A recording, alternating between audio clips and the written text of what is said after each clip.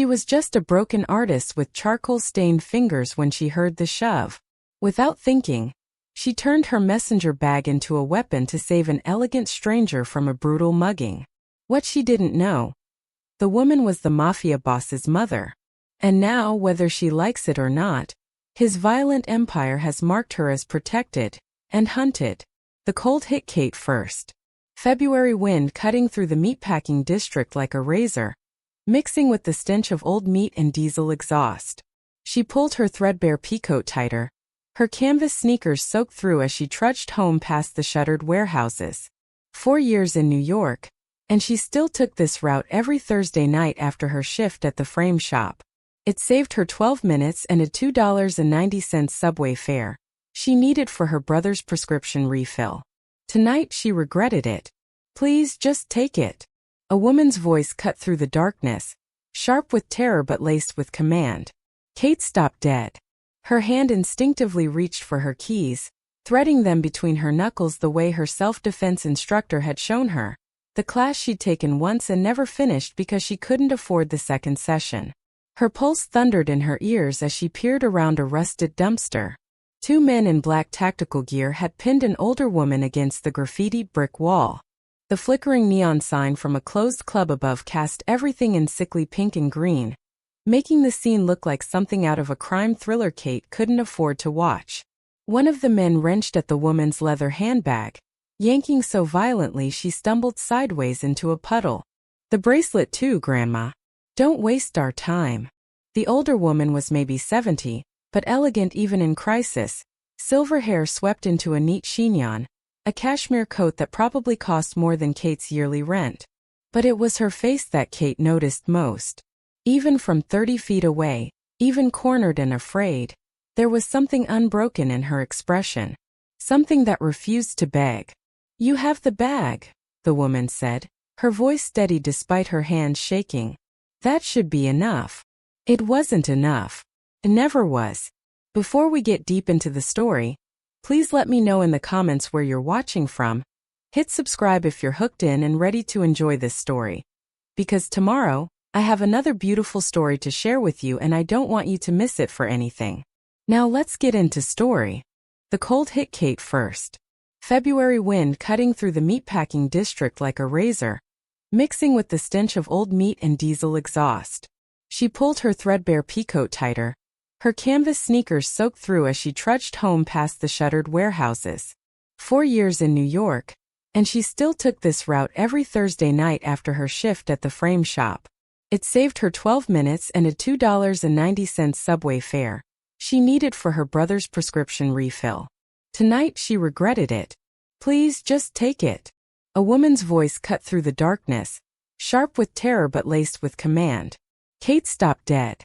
Her hand instinctively reached for her keys, threading them between her knuckles the way her self-defense instructor had shown her.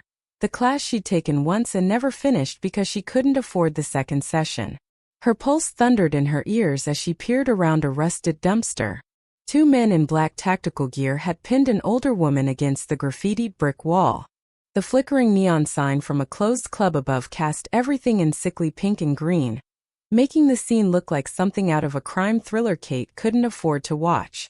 One of the men wrenched at the woman's leather handbag, yanking so violently she stumbled sideways into a puddle. "The bracelet too, Grandma. Don't waste our time." The older woman was maybe 70, but elegant even in crisis. Silver hair swept into a neat chignon, a cashmere coat that probably cost more than Kate's yearly rent. But it was her face that Kate noticed most. Even from 30 feet away, even cornered and afraid, there was something unbroken in her expression. Something that refused to beg. "You have the bag," the woman said, her voice steady despite her hands shaking. "That should be enough." It wasn't enough. It never was. Kate didn't think. Thinking was a luxury for people who had options. She swung her messenger bag, 15 pounds of sketchbooks, charcoal sets, and a metal ruler she used for cutting mats, in a wide arc. It connected with the first man's skull with a satisfying crack that echoed off the wet cobblestones. He went down hard, his gun clattering away into the shadows. The second man spun toward her, but the older woman was already moving. She drove her heel into his instep and shoved him backward with surprising strength. Kate grabbed the woman's arm and yanked her toward the mouth of the alley. "Run!" They made it 5 steps before Kate heard the unmistakable sound of a safety clicking off. She pushed the older woman behind her, raised her hands, and prepared to die protecting a complete stranger. Headlights flooded the alley. A black Mercedes sedan screeched to a stop, and 3 men in suits exploded from the doors. These weren't muggers. They moved like soldiers, weapons drawn, voices clipped and professional. The 2 attackers scattered like rats, disappearing into the maze of side streets. One of the suited men caught the older woman as she swayed. "Mrs. Perry, are you hurt?" "I'm fine, Vincent." "Thanks to." The woman turned, and for the first time Kate saw her eyes clearly. They were blue and sharp and searching, taking in every detail of Kate's face like she was memorizing a map. "What's your name, sweetheart?" Kate's mouth was dry. "Kate. Kate Collier." The woman smiled, something warm and almost maternal breaking through her composure. She reached out and squeezed Kate's hand with fingers that trembled only slightly. "Thank you, Kate Collier. You have no idea what you just did." Before Kate could respond, Vincent was already ushering Mrs. Perry into the back seat. The Mercedes pulled away, taillights disappearing into the city's neon veins. Kate stood alone in the alley, her heart still racing, her bag hanging limply from her shoulder. She looked down at her hands. They were shaking. She had no idea that the woman's face, her face, was already being burned into the memory of a man who trusted no one and forgot nothing. The eviction notice disappeared on a Tuesday. Kate had stared at the pink slip taped to her door for 3 days, the words "final notice" burning into her retinas every time she came home. She'd been counting the hours until Friday, when the landlord's crew would arrive to change the locks and dump whatever didn't fit in her duffel bag onto the sidewalk. She'd already started sorting what she could carry, what she'd have to abandon. Then she came home from her shift at the frame shop, and the notice was gone. In its place was a handwritten note on expensive cardstock. "Your account has been settled in full. Management." Kate's hands went numb. She unlocked her door with shaking fingers and immediately checked her laptop, pulling up her banking app. The overdraft fees were still there. The negative balance still glared at her in angry red numbers. Nothing had changed. But when she called the landlord's office, the board receptionist confirmed it. "Yeah, Collier for B. Paid through March. Cash delivery yesterday." "Who paid for it?" "Don't say. You got a rich boyfriend or something." Kate hung up without answering. The medicine arrived on Thursday. She found the package outside her door when she stumbled home at midnight. A plain brown box with no return address. Inside were 4 months' worth of her brother Danny's prescriptions, the expensive ones his insurance wouldn't cover, the ones that cost more than her rent. There was no note, no explanation, just row after row of amber pill bottles with Danny's name printed on the labels. Kate sat on the floor of her hallway and counted them twice. $1,200 minimum. Maybe more. Her phone buzzed. Danny, texting from the group home upstate. "You didn't have to do this, Katie. Where did you get the money?" She stared at the message until her vision blurred. She hadn't sent the medicine. She hadn't paid the rent, which meant someone else had. Someone who knew where she lived. Someone who knew about Danny. Someone who was watching. Kate locked her door and wedged a chair under the handle. Then she went to her window and looked down at the street 5 stories below. A black sedan idled at the corner, engine running, headlights off. It has been there every night this week. She'd noticed it but hadn't thought anything of it until now. As she watched, the driver's window rolled down. A man in a dark suit looked up at her window. He didn't wave, didn't smile, just watched her watching him. Then the window rolled back up, and the sedan pulled away. Kate closed the blinds with hands that wouldn't stop shaking. She didn't feel grateful. She didn't feel saved. She felt like prey that had been tagged and released back into the wild. And somewhere in the city, someone was deciding when to collect. They came for her on a Saturday night when the studio was empty. Kate had stayed late to finish a commission. A charcoal portrait of someone's dead grandmother that would barely cover her grocery bill. The building was silent except for the hiss of the radiator and the scratch of her pencil against paper. She didn't hear them enter. Didn't hear the door open behind her. She only felt the hand clamp over her mouth and the needle slide into her neck. The world tilted sideways. Her charcoal stick clattered to the floor. Then nothing. She woke to the smell of leather and expensive cologne. Kate's head throbbed like someone had split her skull open and poured in concrete. She tried to move and realized her wrists were zip-tied to the arms of a chair. Not rough. Not tight enough to cut circulation. Professional. The room came into focus slowly. Basement, but not the kind with exposed pipes and moldy concrete. This was finished. Mahogany paneling, recessed lighting. A wet bar in the corner that probably cost more than her entire apartment building. A wine cellar for people who bought politicians. And sitting across from her, behind a desk that looked like it had been carved from a single piece of walnut, was a man who looked like he'd never smiled in his life. He was maybe 40, sharp-featured, with dark hair graying at the temples and eyes that could have been carved from flint. His suit probably cost what Kate made in 6 months. He watched her with the clinical detachment of a surgeon deciding where to make the first incision. Kate Collier. His voice was smooth, controlled, the kind of voice that never had to be raised to make people afraid. 26 years old. Art student dropout. 3 part-time jobs. Brother in a care facility upstate. The bank account is currently overdrawn by $243. He paused. Except someone paid your rent. And bought 4 months of very specific medication. Curious, don't you think? Kate's mouth was dry as ash. Who are you? The man whose mother you saved. He leaned forward, fingers steepled. Or the man whose mother you used as bait. I haven't decided which yet. Bait. Kate's voice came out hoarse. I don't understand. Don't insult me. The temperature in the room dropped 10 degrees. Nobody helps people in this city. Not for free. Not without an angle. So let's try this again. He pulled a photograph from his desk drawer and slid it across to her. It showed her in the alley, messenger bag mid-swing, frozen in perfect clarity. Who sent you? Vincetti? The Russians? Or are you freelance? Kate stared at the photo, her brain struggling to process. I'm a waitress. And a farmer. I'm not. You're a professional. He stood, buttoning his jacket with movements so precise they looked rehearsed. The question is whether you're a very good one pretending to be harmless, or a very stupid one who didn't realize she was stepping into a war. He walked around the desk, each footstep deliberate. When he stopped in front of her, Kate could see the edge of a shoulder holster beneath his jacket. My name is Louis Perry. And in approximately 5 minutes, you're going to tell me everything about who hired you to get close to my mother. His eyes were dead calm. Or I'm going to start removing my fingers until you do. Kate's heart hammered against her ribs. She looked up at him, at the absolute certainty in his face, and realized with crystalline clarity that he wasn't bluffing. She was going to die in a wine cellar because she tried to do the right thing.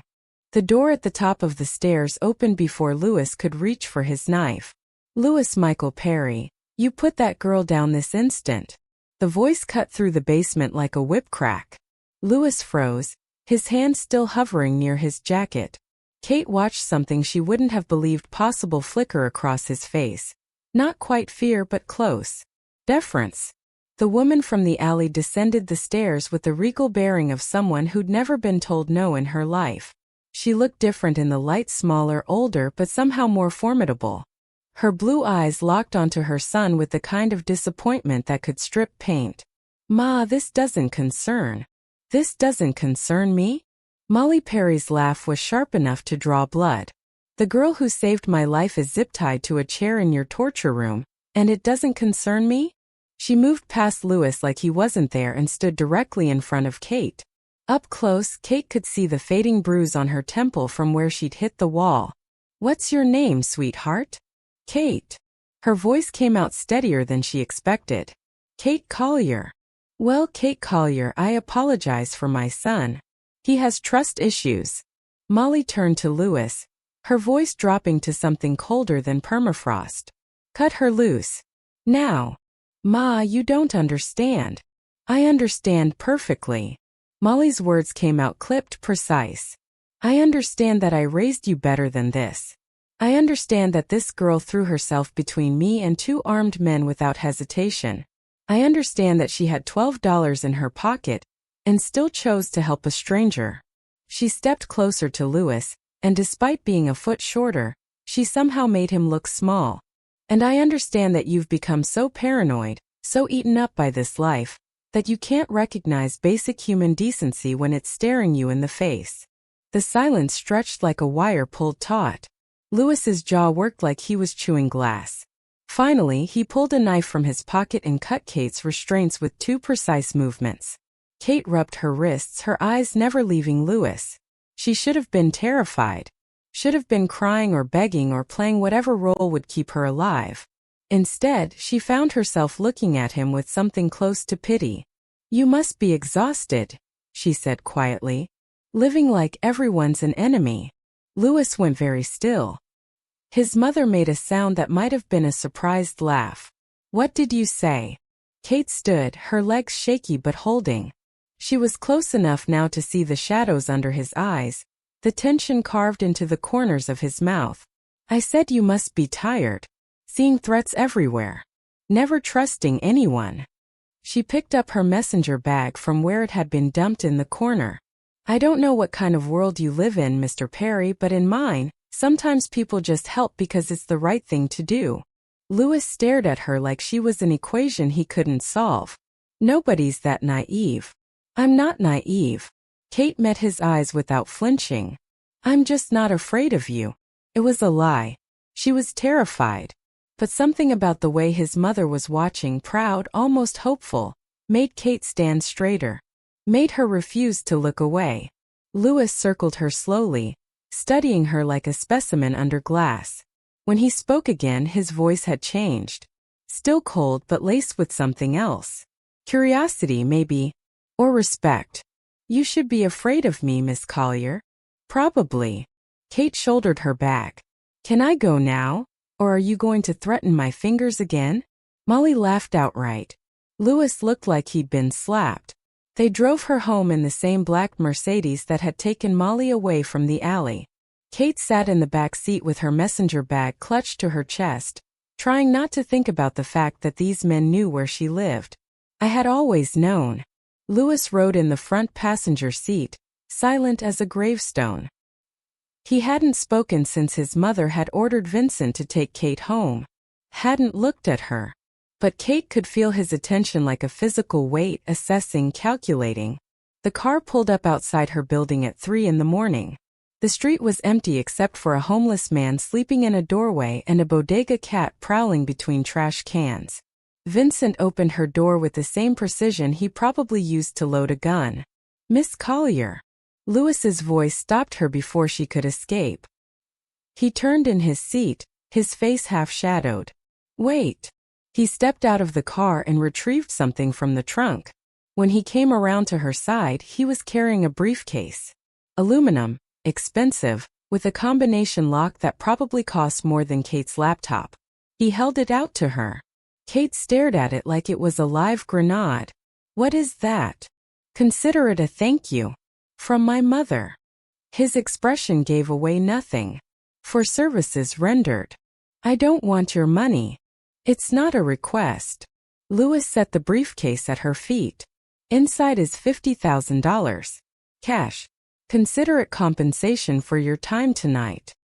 His mouth curved into something that wasn't quite a smile. And for the inconvenience of being kidnapped. Kate looked down at the briefcase, then back up at Louis. This is a trap. No. He buttoned his coat against the February wind. It's a transaction. You saved my mother's life. This squares the debt. I didn't do it for money. I know. That seemed to bother him more than if she'd demanded payment. Which is precisely why you're getting it. Kate crouched down and opened the briefcase. Stacks of $100 bills, neatly banded, filled every inch. More money than she'd seen in her entire life. Enough to pay Danny's care for years. Enough to finish school. Enough to stop working 3 jobs and actually sleep. Enough to make her disappear if she was smart. She looked up at Louis, and the expression on his face made her stomach drop. He wasn't looking at her with gratitude. He was looking at her like a chess player who just placed a piece exactly where he wanted it. What's the catch? No catch. Louis straightened his cuffs. The debt is settled. You're free to go. But the way he said free made it sound like the opposite. Kate closed the briefcase, her hand steady even though her pulse was racing. She understood now. The rent is being paid. The medicine. The surveillance. None of it had been kindness. It had been an investment. I'm marked now, aren't I? Her voice came out flat. Anyone who knows you'll see this money. They'll think I'm connected to you. Louis tilted his head slightly, almost impressed. You're smarter than I gave you credit for. How do I fix it? You don't. He turned back toward the car. You accept that you did something remarkable, Miss Collier. You stepped into my world and now you can't step out. He paused with his hand on the door. But you're under my protection now. That counts for something. And if I don't want your protection? Louis looked at her one last time, and in the dim streetlight, his eyes were as cold and dark as the bottom of the ocean. Then you better learn to want it. Because everyone else already knows you're mine. The Mercedes pulled away, taillights bleeding red into the darkness. Kate stood on the sidewalk with $50,000 in her hands and the sick certainty that she'd just been collared without ever signing a contract. Kate tried to go back to normal. She really did. She deposited the money in 3 different banks under 3 different accounts, spreading it thin enough that it wouldn't raise flags. She paid Danny's care facility 6 months in advance. She bought new charcoal pencils, the expensive ones she'd been eyeing for 2 years. She even treated herself to takeout from the Thai place that didn't use MSG. But Normal was a foreign country now, and she'd lost her passport. The watchers changed after Louis's visit.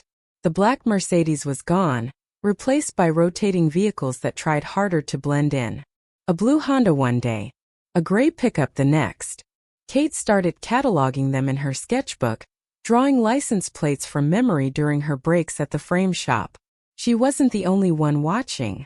It started with the man in the coffee shop. He sat 3 tables away every morning for a week, nursing the same cup of cold coffee, never looking at his phone, never reading a paper, just watching. He had a scar through his left eyebrow and hands that looked like they'd broken bones for a living. Then there was the woman who started showing up outside Kate's studio. Designer clothes, sunglasses at night, heels that cost more than Kate's rent. She didn't hide her interest. She stood across the street and stared at Kate through the second-floor window like she was appraising livestock. Kate mentioned it to Vincent one morning when she found him waiting outside her building. Louis's man had the decency to look concerned. How long has this been going on? 4 days. Kate handed him her sketchbook with the drawings. The man's always alone. The woman sometimes has company. A driver. Different cars but always black. Vincent's jaw tightened as he flipped through the pages. These are Vincetti people. Who? Rivals.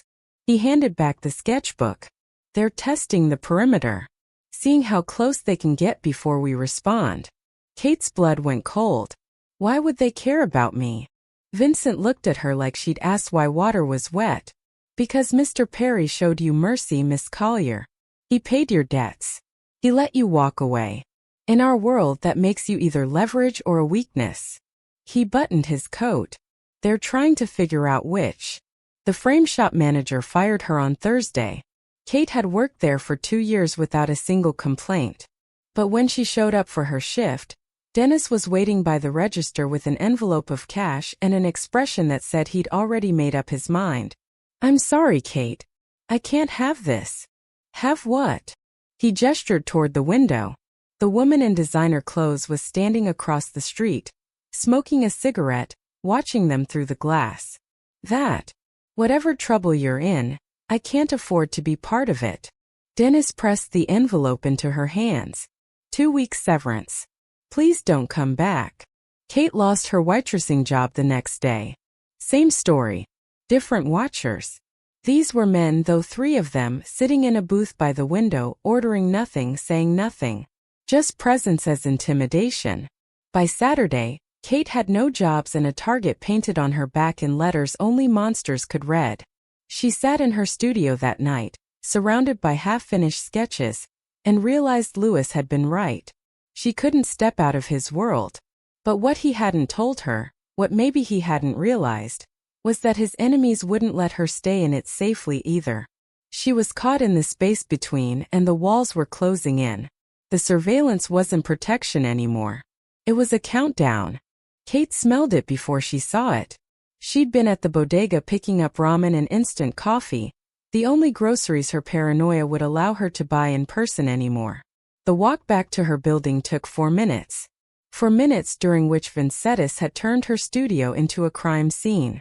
The metallic stench of blood hit her the moment she opened the stairwell door on the 4th floor. Kate's stomach dropped.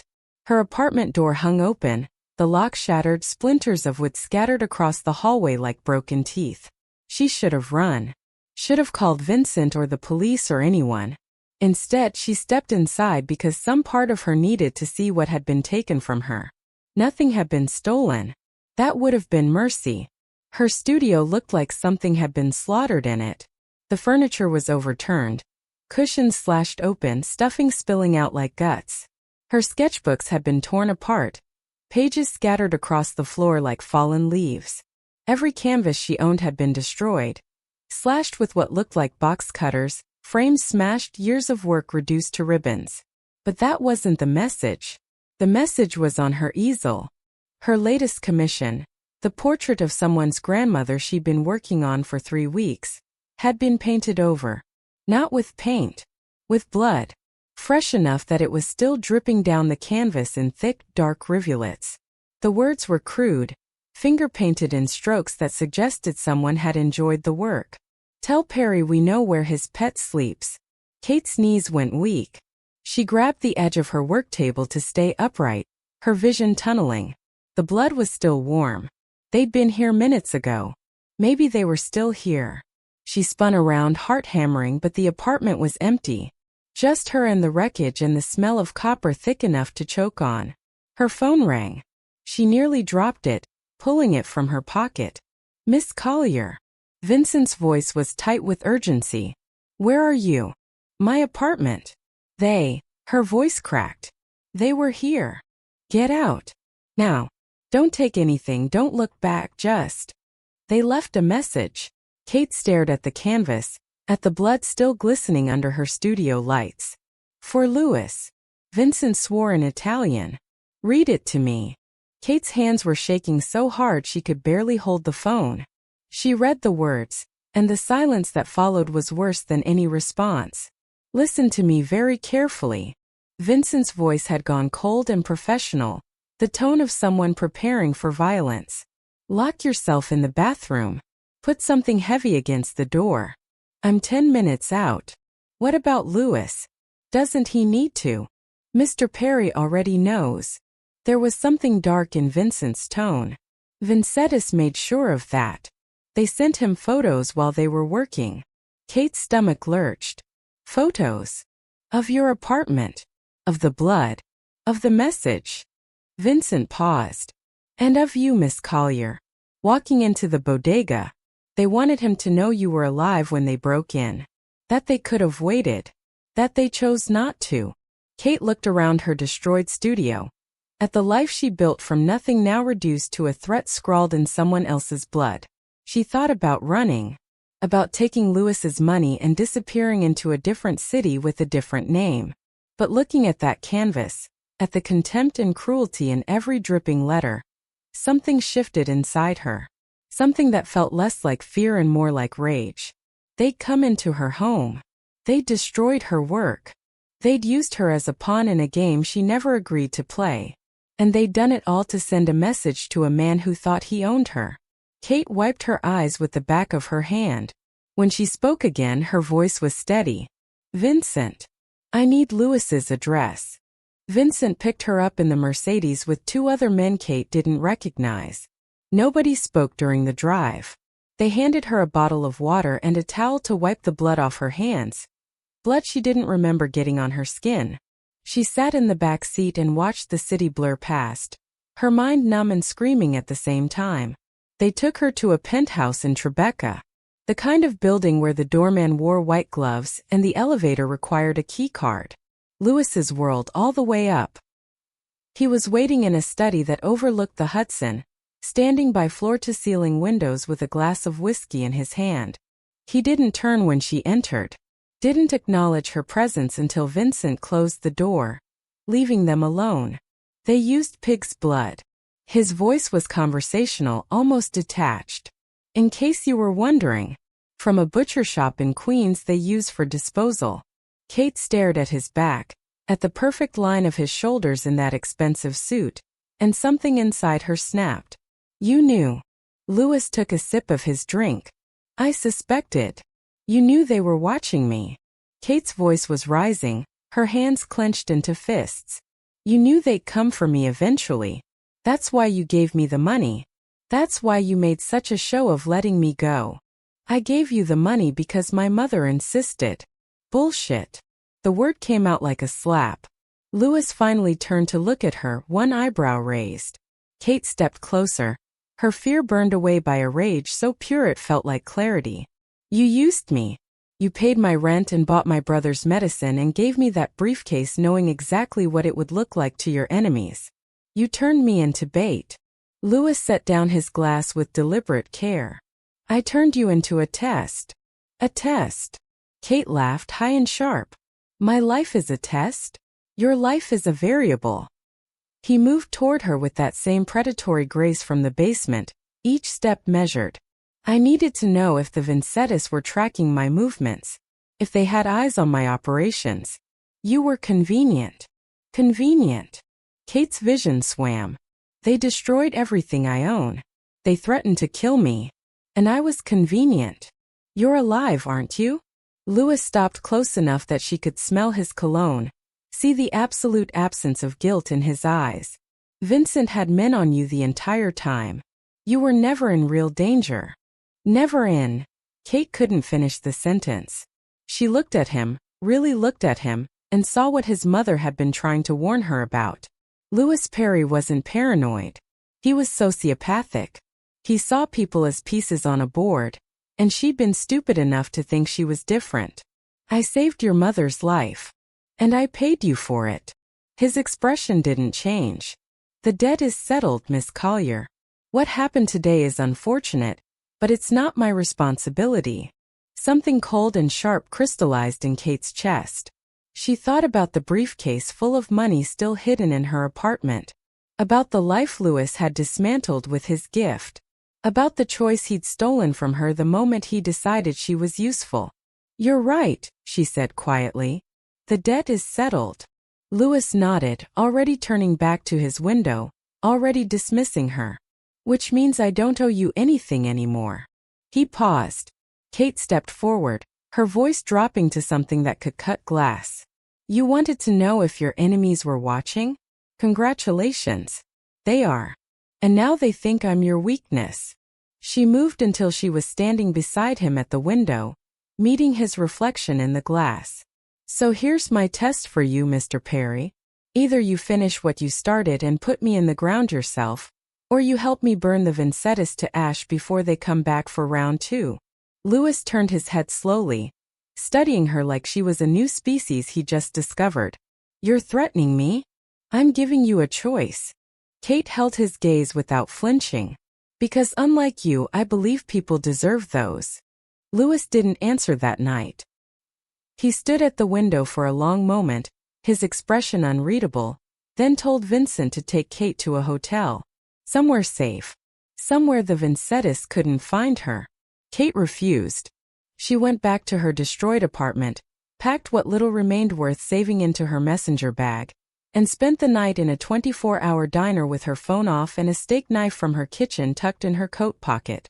She watched the door, catalogued every face, waited for death or dawn, whichever came first. Dawn won. By Monday morning, Kate had made a decision. She withdrew $30,000 from one of the accounts, Enough to make a statement, not enough to leave her helpless. She bought clothes from a consignment shop in Soho. A black dress that looked expensive, heels that made her 3 inches taller, a coat that could have belonged to the women who used to ignore her on the subway. She looked like she belonged to Lewis's world now. That was the point. His club was in the financial district, hidden behind an unmarked door between a law firm and a hedge fund. The kind of place that didn't advertise because it didn't need to. The people who mattered already knew. Kate walked up to the door at 8 p.m. like she'd been invited. The doorman, 6'5", neck like a tree trunk, blocked her path with one massive arm. Private club. Members only. I'm here to see Lewis Perry. You got an appointment?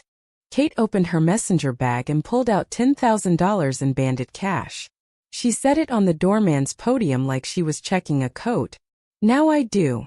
The doorman stared at the money, then at Kate, then pressed a finger to his earpiece. 30 seconds later, Vincent appeared in the doorway, his expression somewhere between impressed and horrified. Miss Collier. This isn't a good time. It never is. Kate pushed past him into a foyer dripping with marble and gold leaf. Where is he? In a meeting. With people you don't want to meet. Perfect. Kate started toward the voices echoing from deeper in the club. Vincent grabbed her arm. She looked down at his hand, then up at his face with such cold fury that he actually stepped back. You can either take me to him, or I'll find him myself and make a scene that'll get us both killed.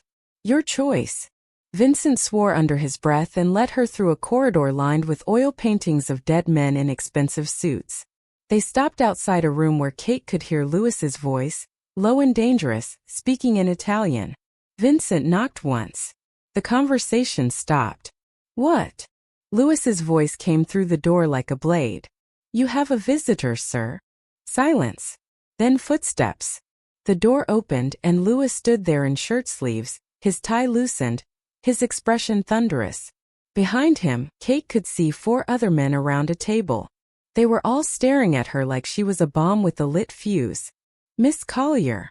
Lewis's voice could have frozen blood. I believe I told you to stay.